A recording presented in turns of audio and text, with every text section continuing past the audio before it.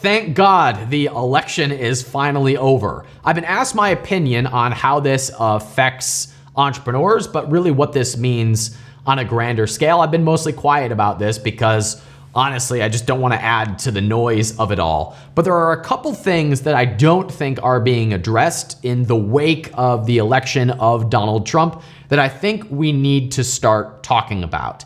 The first is a piece of good news that I see out of the riots or the protests that are happening in the response to the election of Donald Trump. I hope and I think it appears that there is now a responsibility of those particularly on the left and those who disagree with Donald Trump to be more active apart from government.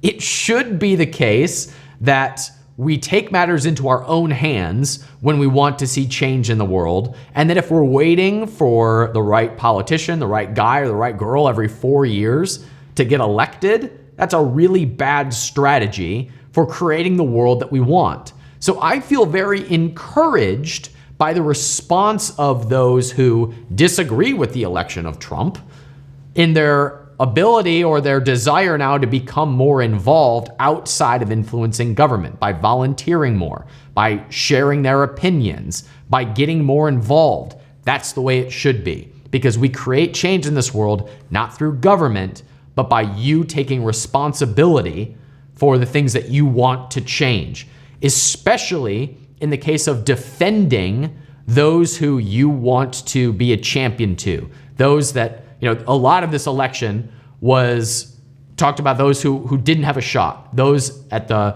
lower end of the socioeconomic ladder, those who were minorities, and the fear of what would happen if people felt emboldened to discriminate against those individuals.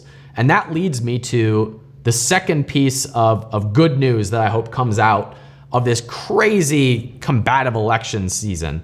And that's this. And this is coming from a white, successful, straight male that has no idea what it's like to be discriminated against. I have no idea what it is like to be bullied for anything else than being a dork, a 29-year-old dork. I know what that's like, but that does not compare to being discriminated against because of race or sexual preference or ethnicity or whatever it is. So it's my job. First of all, I had the luxury of looking at the election based on policy. So I preferred the policies of Donald Trump versus his opponent.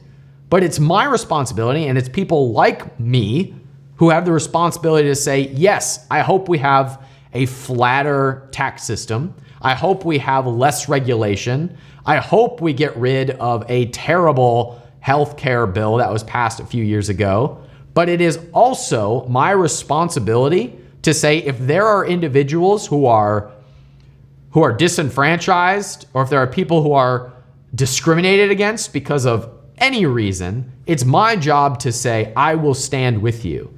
If there are individuals who feel emboldened to discriminate against my neighbor, my friends, whoever, it's my job to stand with that person.